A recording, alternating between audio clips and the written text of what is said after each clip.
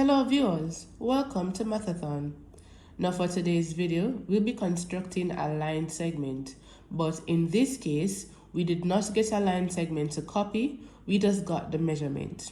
So we're going to use our ruler and we're going to draw a line longer than 10 centimeters. Then we're going to label our starting point and let's put A. Now we're going to take our compass and we're going to measure or open it to the width of 10 centimeters on our ruler. And we're not going to move the width. We're going now to our starting point and we're going to make an arc. Now where we made the arc, we're going to call this endpoint B.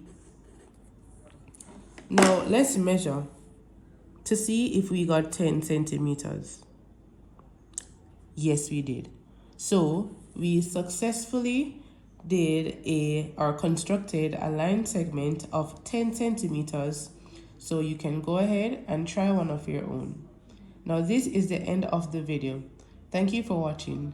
Do remember to like, comment, share, and subscribe.